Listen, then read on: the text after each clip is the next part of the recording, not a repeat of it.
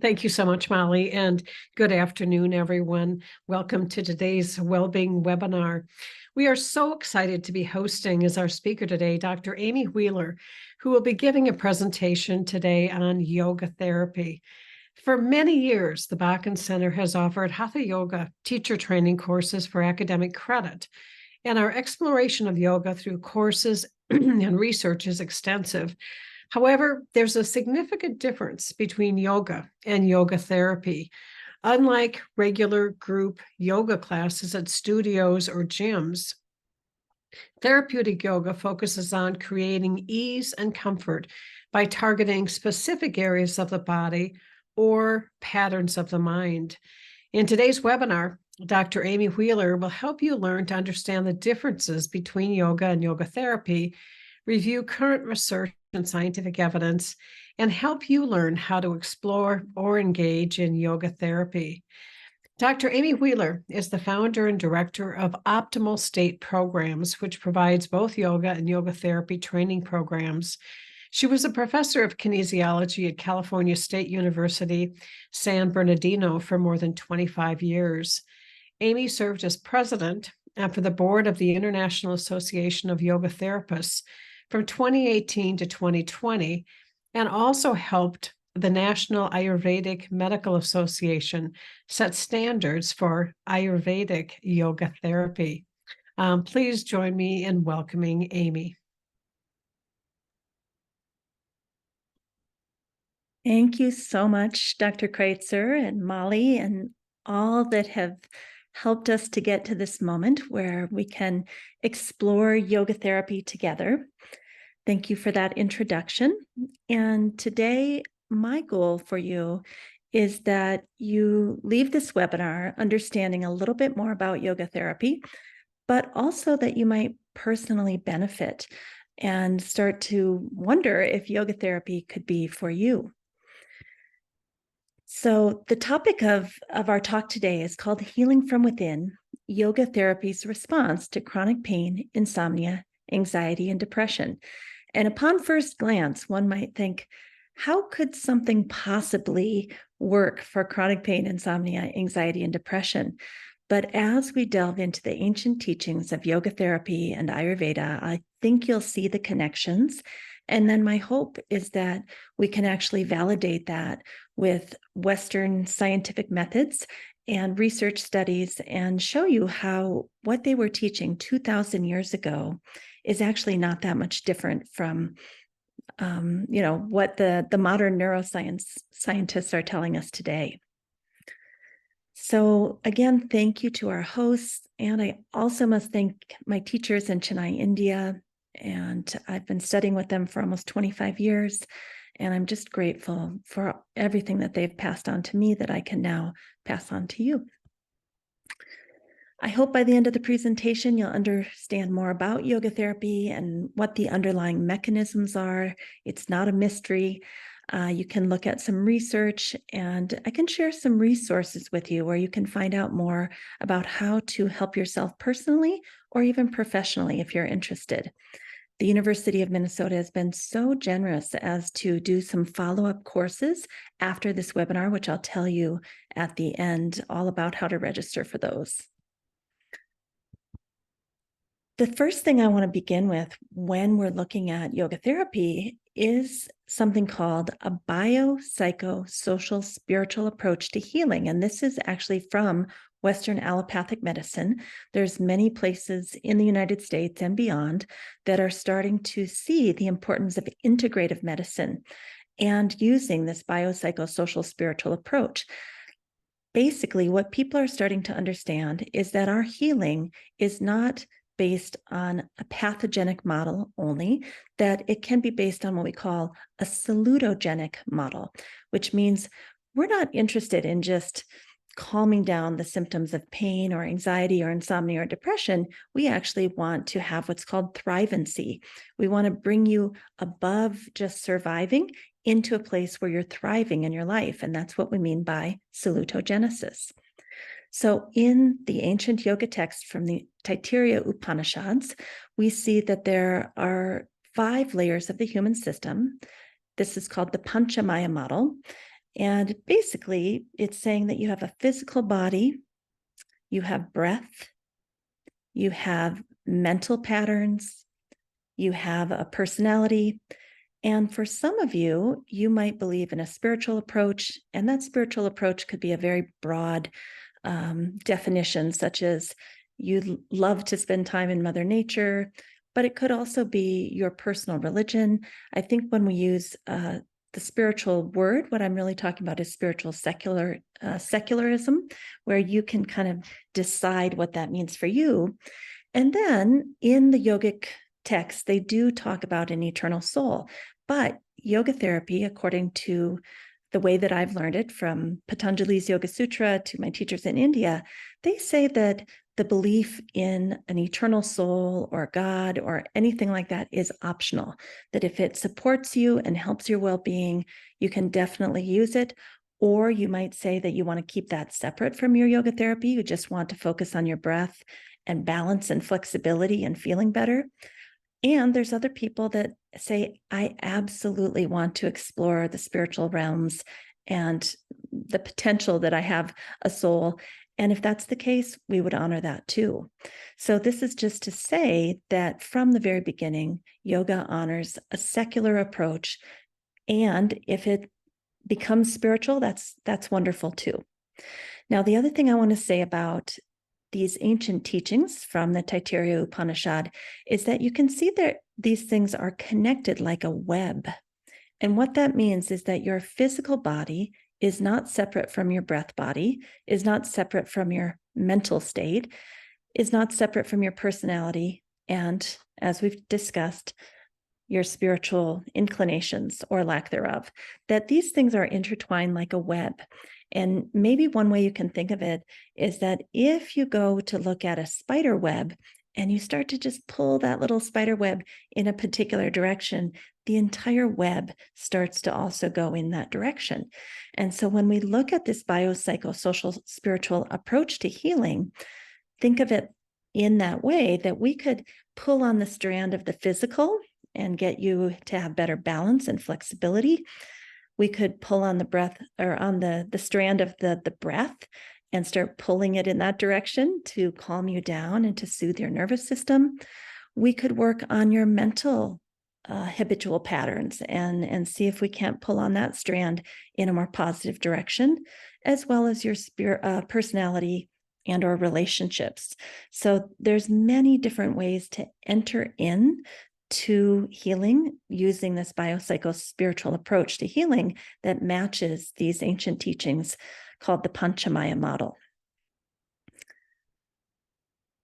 One thing that I want to start off with is that we as yoga therapists, we do not diagnose. We try our best to self-empower the person that we're working with, for them to have more self-reflection, self-awareness, self-realization, and potentially self-actualization.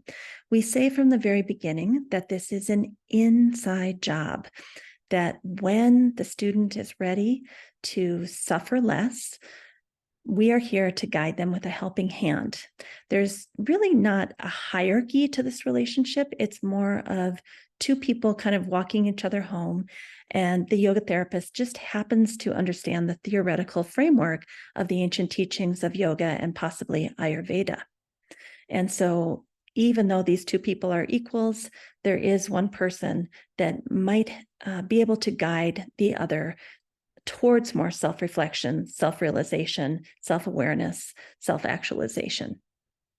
Another thing that I'd like you to know is that yoga therapy can be approached from a very Western lens or kind of a more Eastern lens. So I'm going to talk about both of those today, but I'll start with the lens from the perspective of more of an Eastern lens. So in yoga therapy and the ancient Indian medical system called Ayurveda, they kind of go hand in hand. They're like sister schools. Both of them work from something called the 5-element theory. And you may have heard about the 5-element theory if you've ever received traditional Chinese medicine, acupuncture, Tibetan healing, or Ayurveda. And basically what the 5-element theory of healing is saying is that we tend to get out of balance in different directions. Some of us get too much air and space in our body and our mind, and that takes us in a direction of feeling like we aren't grounded. We're feeling scattered, maybe unsupported, feeling a little bit of fear, a little bit of anxiety in mind and body. So that would be one direction we could get out of balance. And in Ayurveda, we call that a vata imbalance. Others of us tend to get out of balance more often in what we call more of a fiery direction. We get agitated and impatient and critical of ourselves and others. We tend to want to rush things. We tend to pack our lives too full. We might have more anger, whereas the air and space element would be more anxiety. The fire element might look more like anger. And so we would call that a pitta imbalance lifestyle. And I know that those of you who are familiar with things like Tibetan healing and acupuncture and traditional Chinese medicine will recognize this because it essentially started from the same place long, long ago and then kind of went out through different continents. So the third direction that we could get out of balance is more towards what we call too much earth and water. And this means that we're feeling very heavy, very lethargic. Maybe we have water retention. Maybe our mind is just feeling stuck or depressed or grieving. And so when we get too much of the earth and water element, that also affects our bodies and our minds. So what we're trying to help people do as a yoga therapist is to pacify or decrease anytime we go too far in any one direction. If we go too far into the air and space direction, we want to pacify that and bring someone back to balance. If we go too far in the fiery direction, again, pacification, bring them back into balance. If we go too far into the water and earth direction, pacify that and bring them into balance. So the beauty of this method is we're not adding anything. We're actually taking away something. We're helping them to realize their true authentic nature that is already there, that has just gotten a little out of balance in one of the directions. And the wonderful thing that happens when we pacify and when we help people come back to their true nature is that their natural gifts emerge. Their radiant self, the person they were here to be, their full potential begins to emerge. So this is what we're doing as yoga therapists. We're not diagnosing them in a hierarchical way where we're giving them, you have to do this and that and the other thing.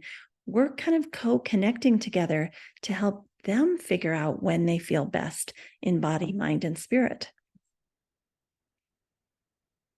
Feel free to put any questions or comments or thoughts in the chat. As Mary Jo Kreitzer said, she will be choosing some at the end that we can talk about together.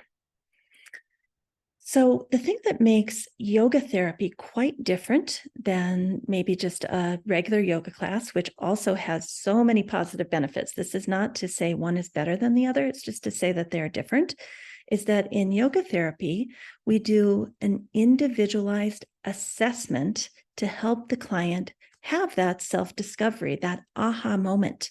Now, keep in mind, this could be done in a one-on-one setting where we work with the client individually, but there's also something called a functional group where we might have 12 people that are experiencing insomnia, or 6 people that are experiencing anxiety, or 8 people that are experiencing depression, or 12 people that are experiencing chronic pain. So when I say that we're going to co-assess so the client can have self-discovery, that could be in a functional group together, which is a whole healing process in and of itself to bring people together to talk about what they're experiencing and where they are. But it also could be one-on-one. My feeling is that in the future, as healthcare starts to understand the miracle that yoga therapy is, that functional groups will become a very popular way. And this is something that the University of Minnesota has already adopted for all of you in 2024, and we'll be having some functional group classes with different themes like anxiety or depression or chronic pain. And so we look forward to sharing that with you.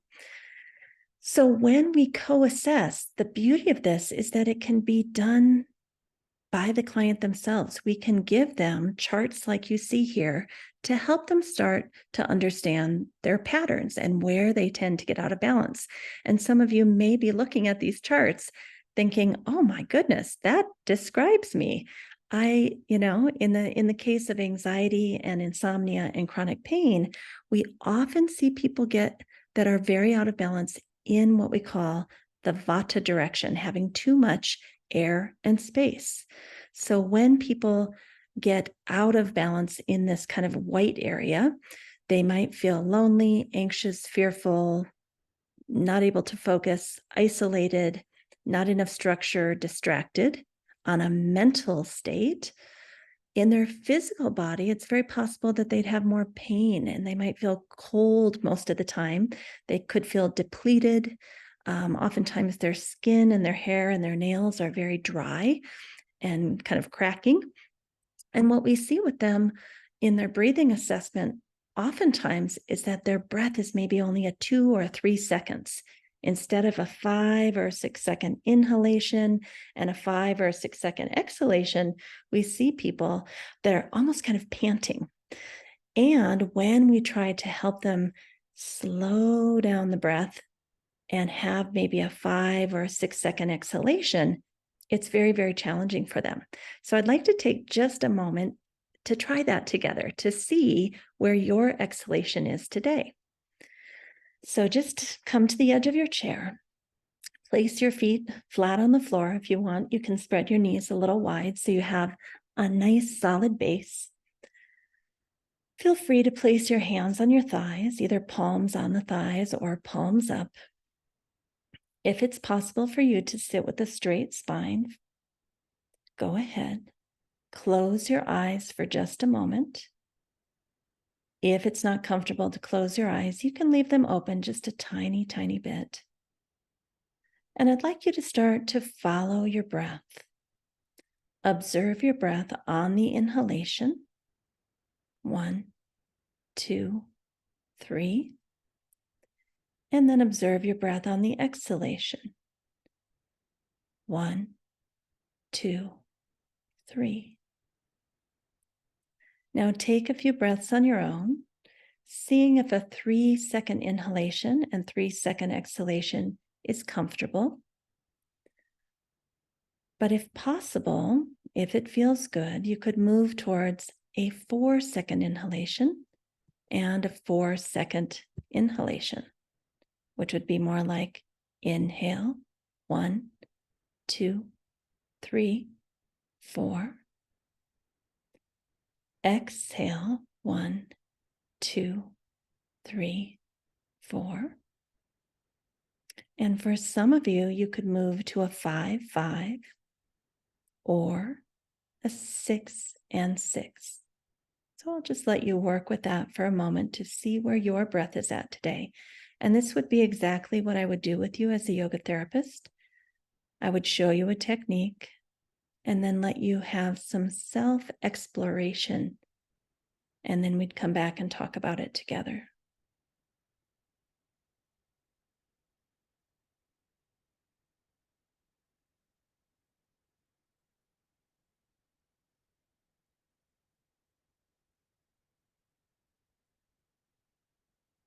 Without forcing, just see if you can make your way into a 4-4, 5-5, or 6-6.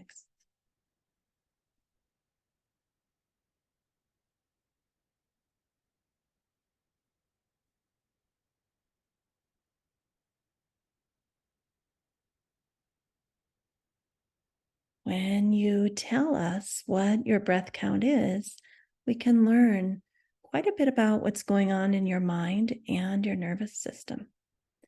So go ahead and open your eyes gently, coming back to the room together. And if you're comfortable, you don't have to, this is totally optional, but if you're comfortable, maybe you could write in the chat how many seconds or counts was your inhalation and how many was your exhalation. And, we're kind of assuming that 1 second is a count. For some of you, you count faster, for some slower. But the point is just to kind of look at, okay, what is the inhalation phase of my breath doing? And what is the exhalation phase of my breath doing? So I'm seeing some 5-5s, some 6-7s, some 5-5s, some 3-4s, 6-6s, 5-6s.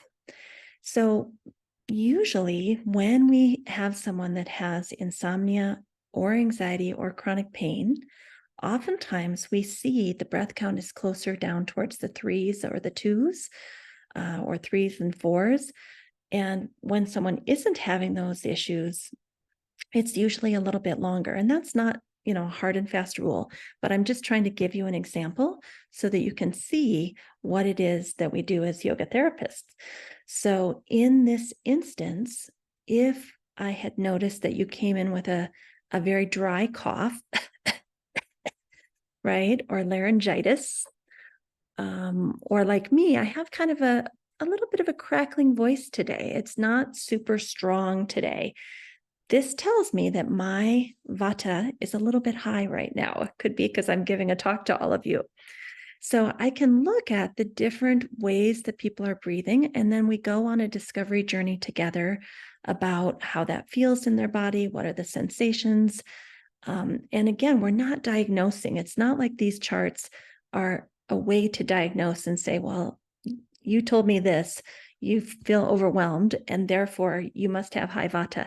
It's more of a exploration together, where in the end, the client themselves gets to decide how they're feeling and what's going on inside of their body and inside of their mind. And if they want to make a change or if they're comfortable right where they are. And of course, as a yoga therapist, we could give some direction about different techniques, from postures to breathing to meditations to chanting to mudras and nyasams and lifestyle guidance. We could give suggestions to the client to let them see if their chronic pain improves, meaning it lessens, or if they're sleeping better, or if their anxiety is less. One of the other things I want to say about these charts that I'm showing you, these are all outlined in many of the ancient Ayurvedic texts. And also Patanjali's Yoga Sutra talks about these types of concepts.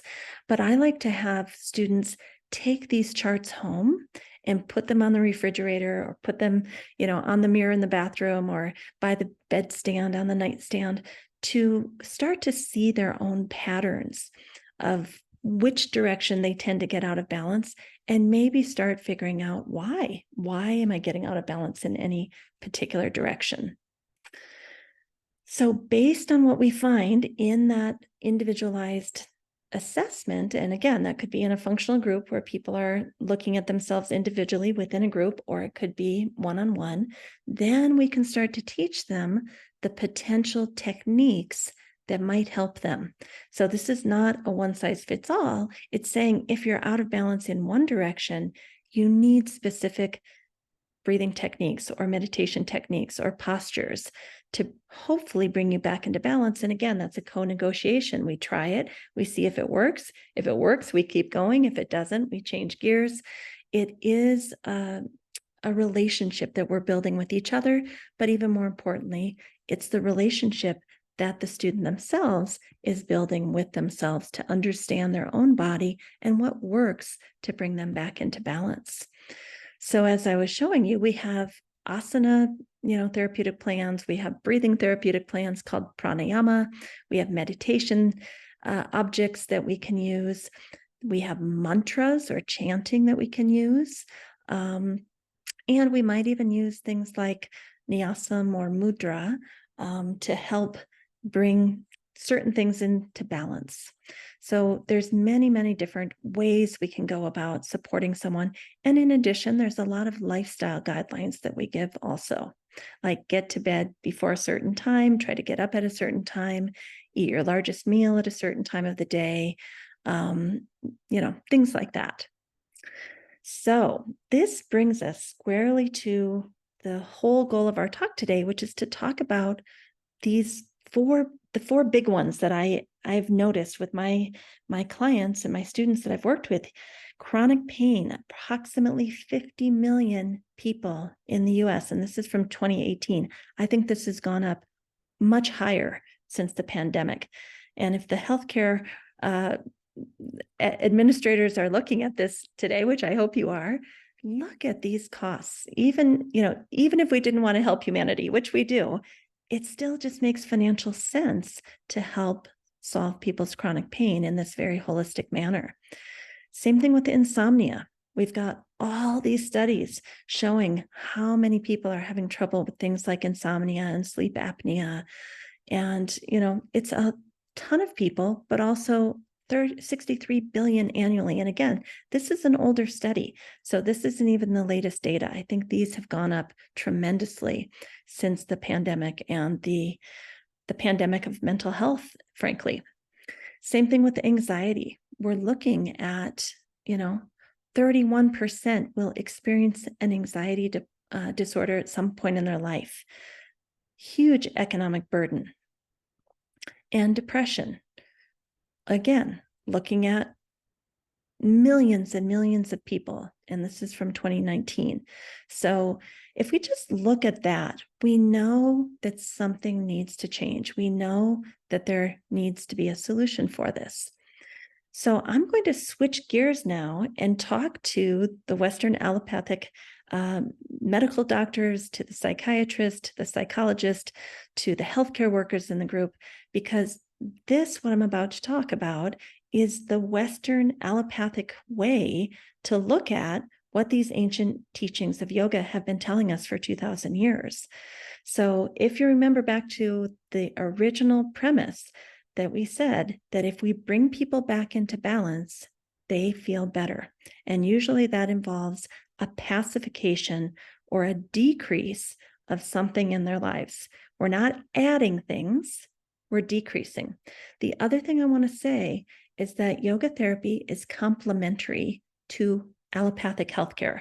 It usually is not a standalone, although in some cases it could be.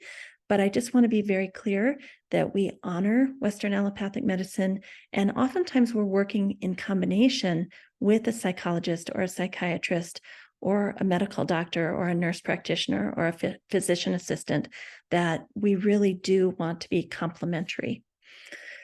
So the first thing I want you to think about is this thing called allostatic load. Allostatic load, I like to describe it as the size of the backpack that each of us carries around in our lives.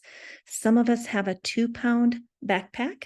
Life has actually been a little bit easier for us, and we've been provided for and supported, and we've had our needs met on many different levels. Others have a 50-pound backpack. Some people have a 100-pound backpack, meaning they haven't had the support. They're under constant fight or flight. They are 100% stressed out most of the time because they haven't been supported and cared for and basically taken care of by society and or family and friends. So there's many things that can increase this allostatic load, meaning just this constant pressure that could be on a person that they have to live with all day, all night, every day. It could come from ancestral trauma. We know that through genetics now, we can see back up to 12 generations to see how trauma is actually coming through the genetics and the epigenetics. Such interesting research. You might have a high allostatic load due to the leftover residual from your childhood trauma. Many psychiatrists and mental health professionals are starting to learn that when we have severe childhood trauma, or maybe not even severe, trauma is individual. It's how you experienced it. It's, did you have the support you needed when you were going through whatever you were going through? But what we're starting to learn is that those people who experienced childhood trauma and didn't have enough internal resources or external resources to cope with that trauma that they were experiencing, that a fragmentation happens, that they can remember certain things but not other things. And basically, they're bringing that fragmented state into their adult lives. or their teenage lives, or, whatever age they are. So that's another thing when you're kind of showing up in the world in a more fragmented way, that can really increase allostatic load. Your current stress load due to finances, due to your job stress, due to family stress, due to illness of yourself or your parents or your children, most of us, I think, are walking around at 80 to 90% stress load at this point. And we may experience emotional flooding, especially those people who are neurodiverse with ADHD or autism and all sorts of other trauma responses, not able to deal with all the stimuli that are coming at us and not able to deal with the emotions that we're feeling inside of us. And then, of course, lifestyle choices. What do we eat? Do we exercise? Do we do yoga? Do we not do yoga? Are we able to do a yoga nidra or meditation once a day? There's many, many different things about lifestyle. And I don't even really like the word choice, because I think those people who have a really high allostatic load, it's not even a choice of should I eat well or not eat well. It's more of I need to survive today and I'm just getting through the day. So just to say, there's many things that create the size of the backpack that each of us is wearing. And then that impacts our autonomic nervous system. And for many people, we are running around dysregulated at all times. And when we say running around dysregulated, what that means, if we go all the way back to the yoga philosophy way of looking at this, what that means, dysregulated, means we're out of balance in one of these directions. And just like the ancient yogis say, if we can get the nervous system into balance, if we can get the 5 elements or the gunas into balance, magically, we're going to feel a whole lot better on all these different layers of our human system. So as a yoga therapist, I'm helping someone understand their allostatic load and how to decrease their allostatic load.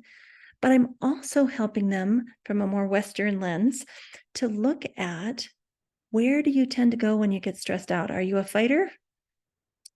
Are you someone who just wants to eject? I'm going to run. I got to get out of here. I can't take this. Are you a freezer?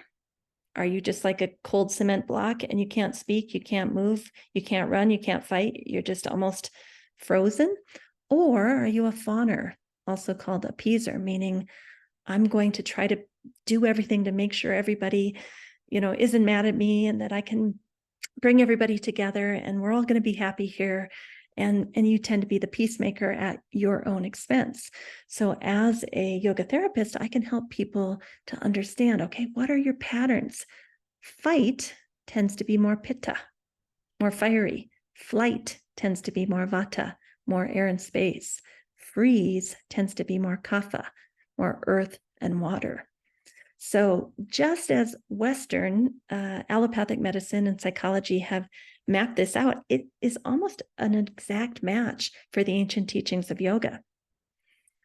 So if, as a yoga therapist, I can help someone start to understand which directions they get dysregulated, what are their patterns in terms of fight, flight, freeze, and appease, we can start to work with that and catch it earlier and earlier before someone gets too far out of balance, and give them ways to downregulate, meaning, okay, I'm starting to feel like I want to fight, or I want to flee, or I'm starting to feel frozen. My quadriceps are feeling frozen.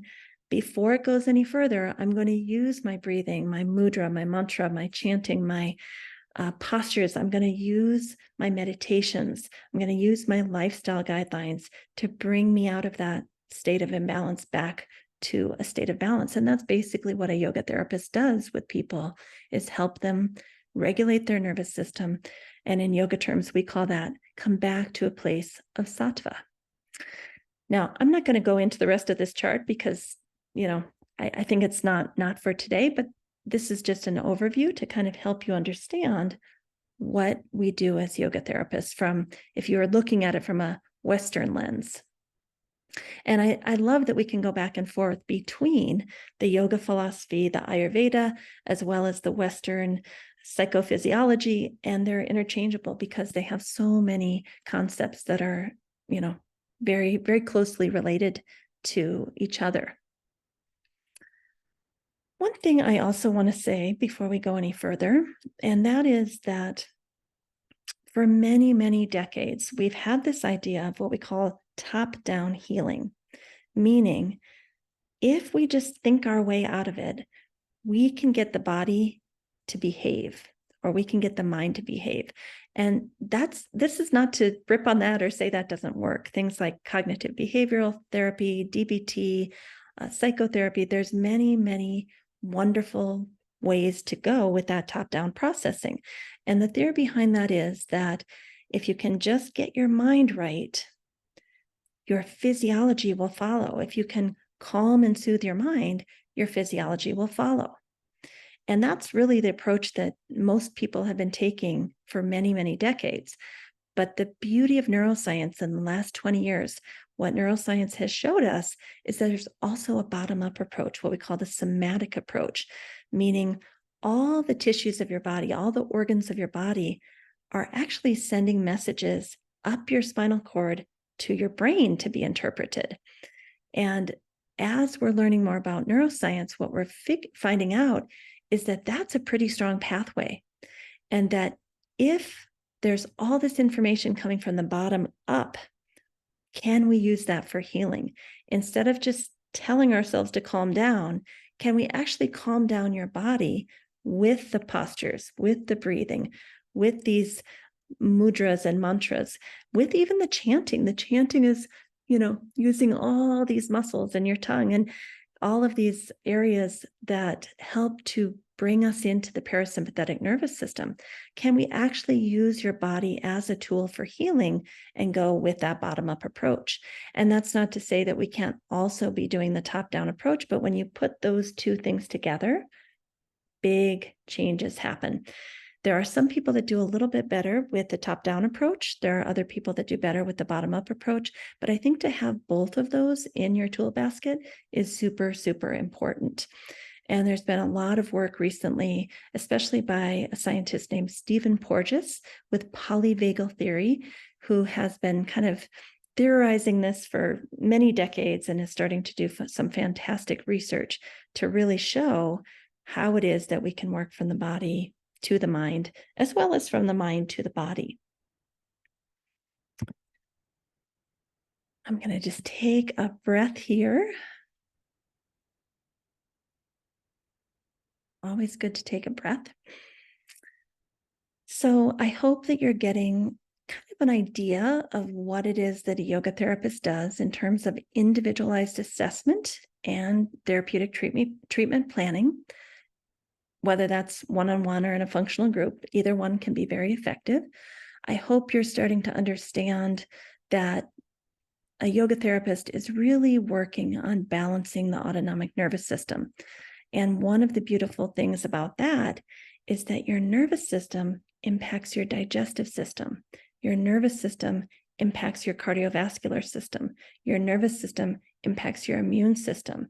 Your nervous system impacts your endocrine system. So I'm not saying that yoga therapy is the panacea healing for everything, but I am going to say that if we can help people bring their nervous system back into balance, that oftentimes we do see very powerful changes in all these other systems. And that's why the title of this webinar is about anxiety, insomnia, pain, and depression, because we're not treating each one of those individually. We're simply helping people to come back into balance. Whether you use the 5-element theory or the autonomic nervous system theory, I described both, doesn't matter. They both say the same thing, that if we can help people to bring their autonomic nervous system into balance, in yoga we call this bring them into a state of sattva, a lot of those symptoms will lessen and sometimes even disappear.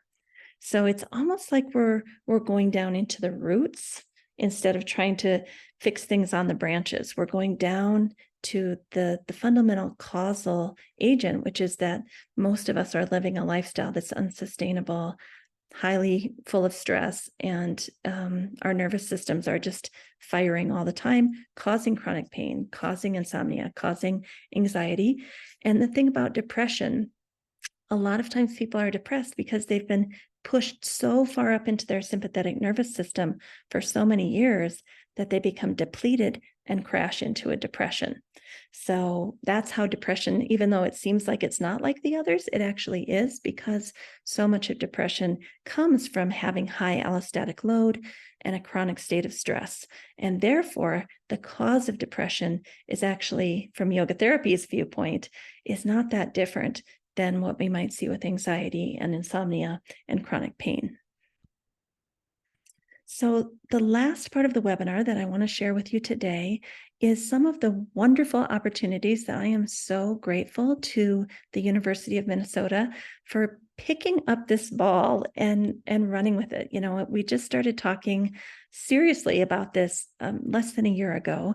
I had come maybe 10 years ago to talk to Miriam Cameron and Mary Jo Kreitzer. And I think at that time, maybe we weren't ready to move forward with these types of projects. And I'm just so grateful that, number one, the University of Minnesota has jumped in and said, all right, let's try it. Let's do some Mindful Mondays. Let's do a yoga series. So I just want to spend the last few minutes telling you how you can be more involved in learning more about yoga therapy and even therapeutic yoga. So next Monday, November 13th, and I think that our hosts will be putting in a link into the chat that you can click on and link for this. I believe it's free. Correct me if I'm wrong.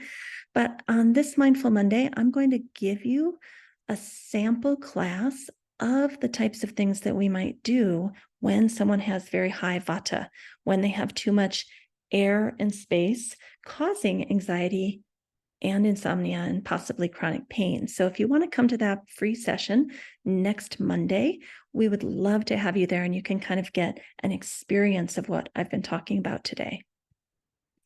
In addition, the University of Minnesota has offered so graciously to have a 4-part series in April 11th, 18th, 25th, and May 2nd on reducing low back and hip pain. This will be online and it will be by donation. So we would love to see you in the April series. The second series they have offered to all of you is in July and August. And this is about reducing upper back and neck pain. Again, it's on Zoom by donation, and we welcome all participants, even people who've never, ever tried yoga or yoga therapy. I promise you it will be very, very gentle. And I would love to be a person that could introduce you to this way of healing. And then the third one will be in October. So this is really far out, but you can put it on your calendars now. We're 11 months away, October 3rd, 10th, 17th, and 24th. And this one will be about pacifying insomnia and anxiety, again on Zoom. So thank you to the University of Minnesota and the Buckend Center for taking this on so that we can experience this together. Another few things that I would love to share with you is that we have a free mobile app that you can try that actually tracks the different states of being in the 3 directions, the Vata, Pitta, Kapha. We have pain trackers, we have mental state trackers, we have physical body trackers. We have all of these ways for you to track yourself. And then the app will give you basically, the data back at you to say, oh, you're 33% of the time you're in this zone or that zone, which is super, super helpful to have that self-reflection, self-awareness, self-realization, and possibly self-actualization to actually see your patterns. So you could go to the iPhone App Store or the Android and download that for free if you'd like to give that a try. We'd love to have you do that. Some of you might be interested in finding out more about becoming a yoga therapist. Mim Cameron recommended that I put this in here. Basically, it's about 1,000 hours of training. It's a big, long training, but it is just a wonderful experience all the way through. I always say that we heal ourselves as we learn to heal others. So I just put this little blurb in here. You can read that on your own. I believe you'll get a copy of this PowerPoint and some notes that I've put together with some research articles. I think when they send out the recording of the video, they'll send all of this to you and you can really look at it more closely. Other resources I'd like to share with you. There's a wonderful book just full of research by Satvir Khalsa and friends called The Principles and Practice of Yoga in Healthcare. And it's just come out with the second edition. Just a big, huge 3-inch thick book of every amazing research study for health and healing and yoga that you can imagine. And then my friend Marlisa Sullivan wrote a book called Understanding Yoga Therapy, just a wonderful, easy read that will give you kind of a holistic perspective on what is this thing called yoga therapy. So I highly recommend that book. And I have a free podcast that I put out every single week called the Yoga Therapy Hour. It's on all the major podcast platforms in audio version, but it's also on YouTube in video version. And we have 100,000 downloads as of last week. We've been going for about 2.5 years. And I just interview all the different leaders in the field of yoga, yoga therapy, and beyond. So feel free to use that free resource to find out more about yoga therapy. And then if you're interested in the national organization, it's called the IAYT, the International Association of Yoga Therapists, and the website is here, www.iayt.org. They have approved professional development courses. They have a peer-reviewed International Journal of Yoga Therapy that has research and is now on PubMed. They have a magazine that they put out 3 times a year called Yoga Therapy Today, which is talking about all the different ways people are using yoga therapy. It's a really great magazine. And they have 2 national conferences or international conferences per year. They just finished the one out at Kripalu. Every October, they have the Symposium on Yoga Research. It's a 3-day conference. And then every June, they have one more for the practitioners, kind of, what are people doing in the field of yoga therapy? And next year, that will be June 20th through 22nd in Scottsdale, Arizona. So that's probably a 4-day conference, and just always a lovely, lovely time together. So I just want to thank you for listening today. I hope you learned something about yoga therapy and maybe even something about yourself. I've put all the ways to contact me here up in the corner, from social media to email to websites. And I want to thank the Bakken Center again for hosting me today so that I can share my love of yoga therapy with all of you. And hopefully you learned something that will be helpful to you personally or professionally. Well, thank you so much, Amy, for such an excellent presentation. There's, lots of comments in the chat, and there are a ton of questions. So we will get to as many questions as we can. Somebody writes, I'm trying to imagine what happens during a yoga therapy session. How is it different from going through a yoga asanas like we would do during a yoga class? Oh, that's such a beautiful question. So first, there would be a formal evaluation and intake. We would spend an entire hour going through how are you feeling mentally, emotionally in those 3 directions, and in your nervous system and in your mind, somatically in your body. How are you feeling in your relationship? So we'd go through an individualized assessment to figure which directions do you tend to get out of balance. And then we would choose the specific things that could help you personally come into balance. And that could be postures, but there's a lot of times I don't even give postures to people. If it's not a physical problem like low back pain, maybe it's anxiety, I might give some finger slides with breathing exercises. I might have you do a specific meditation that helps you to come out of your anxiety. So I think the difference is maybe in a group yoga class, we come in, the teacher might have a preconceived idea of what they want to do and the sequence of the postures and how we're going to work them up to a peak pose and cool them down and leave them feeling amazing. Versus in yoga therapy, we will work with a lot of other tools of yoga, as I've mentioned, on an individualized basis. And if it's a functional group, like a group of 8 people that has come together to work on Parkinson's, well, there's very common themes with the dis-ease of Parkinson's that we can work on with those 8 people that's specific to them and also their disease pathology. So that's how functional groups would address it. And as I said, a lot of times we don't even do asana. That may or may not be part of the plan. Just depends on what that person needs or that group needs. So, kind of continuing with the yoga therapy question, somebody asks, is yoga therapy something a person would do on a weekly, ongoing basis like mental health therapy, or is it usually just a single session? That's a great question. Usually people have a daily practice that they're asked to do. So if you came and saw me, we would do an assessment. I'd figure out the things that I think would be helpful to you. You would go home and do that practice for yourself. Some people want the weekly touch in, and that can be online or in person. But a lot of people, my clients, I've been seeing many of them for years and years. I ask them to come once a month so that every month, every season, we can kind of update their practice, update their lifestyle changes or behaviors. So that's my preference, is once a month. But there are other people that like a lot more contact than that, and they're welcome to do that. So is yoga therapy covered by insurance? Wonderful question.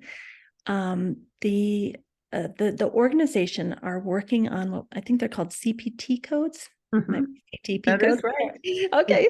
And so it looks like we're very, very close to having those where you could actually work under a medical doctor and they could bill under that code. And so the Veterans Administration is heading this charge, and they're getting it done with the International Association of Yoga Therapists. So I don't think if you worked with someone who is just like a random yoga therapist in their basement, that probably wouldn't work. But if a doctor were to hire a yoga therapist and the yoga therapist was working underneath that umbrella, or a hospital or a rehab center, absolutely, we're very, very close to that. Mm. It's incredibly exciting. That's, also true, Amy, with health coaching. Very Mm. close to getting CPT codes for individual as well as group health coaching. And, one of the things that I've seen over the years is that as evidence accumulates that shows an approach is effective, then it's much more likely that insurance is going to be providing coverage. So it's exciting to see how the research underlying yoga therapy continues to advance. Several people ask a question about the app. What's the name of the app that you mentioned? Sure. It's called Optimal State.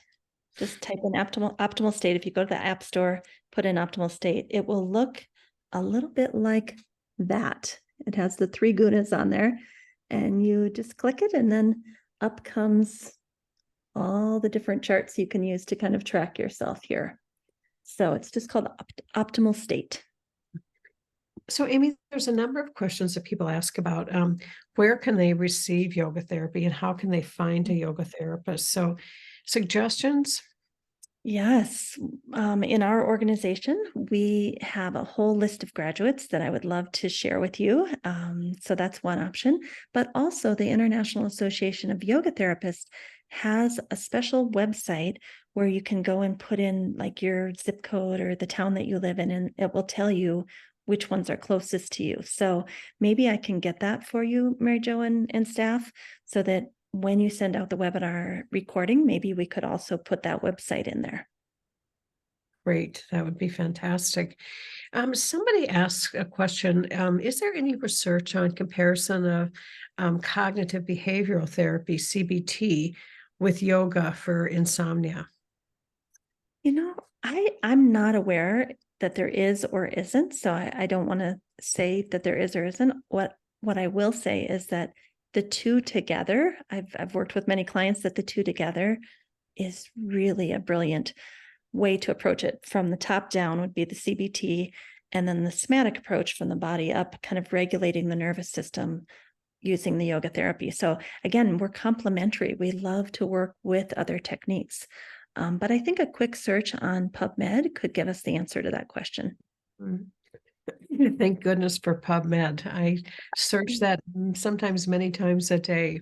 Yeah. So there's a question. There's two terms that were used that were kind of similar, allopathic and allostatic. And they're Mm, asking for a definition of those two terms. So allopathic refers to like conventional medicine is considered allopathic medicine. But you talked about allostatic load. And do you want to just mention, Yeah. Amy, what that is? Yeah, so allostatic load, or what we might call allostatic overload, refers to the cumulative result of high levels of stress over a period of time. So allostatic load means basically how much pressure, if you think of yourself in a pressure cooker, how much pressure have you had? And we talked about some of the things that can contribute to that. But there's also studies showing that certain age groups, certain people of color, certain people of different socioeconomic status just have higher levels of stress, higher allostatic load, just going through their daily lives all the time. And so I think that's important to note that, we all have it, but some of us have a lot more of it due to many of the different factors that are contributing to that overload in each one of us. Somebody writes, Amy, I'm a physical therapist and very interested in this field. How have other PTs appropriately integrated yoga therapy into their practice? Is that a common combination that you've seen? Yes, my friend Marlisa Sullivan that wrote Understanding Yoga Therapy, that's exactly what she's doing at the Veterans Administration. And I'm going to put this in the chat. I was hoping we'd have this question. There's a wonderful integrative medicine center at Hennepin County Hospitals, which I'm sure many of you know. They're in Minneapolis. And just last week, I interviewed Catherine Justice, who is a integrative physical therapist and a yoga therapist. And she is the program director in their integrative medicine clinic and is doing just that. So if you want to look at the chat right now, you can just grab out that podcast episode, listen to Catherine Justice, and I think you'll see a beautiful model of how that's being done. And also OTs are doing this, psychologists are doing this. There's many people that are kind of combining whatever their licensure is in, maybe even health coaches, with yoga therapy. So this is an interesting question. Amy, how does grief, and especially stuck or unprocessed grief, play a role in emotional flooding? Well, I think anytime, and this goes for any emotion, anytime that it's unprocessed, those unprocessed parts of us are going to influence how we think, how we breathe, how we interact in the world.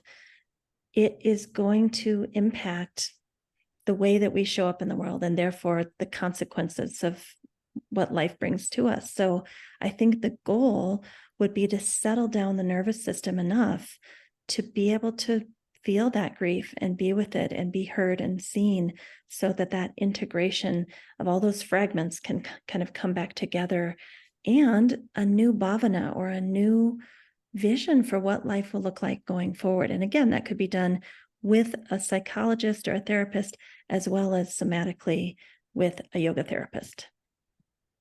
Well, Amy, thank you so much. This has been an incredibly engaging hour. I hope you get a chance to look at the chat. One of your former students from Cal State San Bernardino wrote in the chat, "You've changed my life then, and I'm glad I found you again."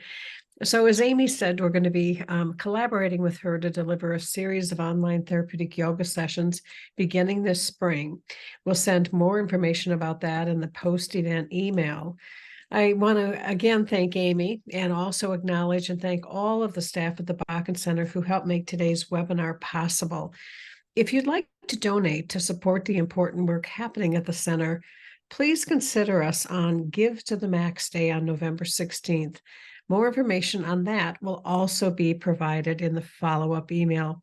Thank you to each and every one of you for being with us today. Have a good rest of the day.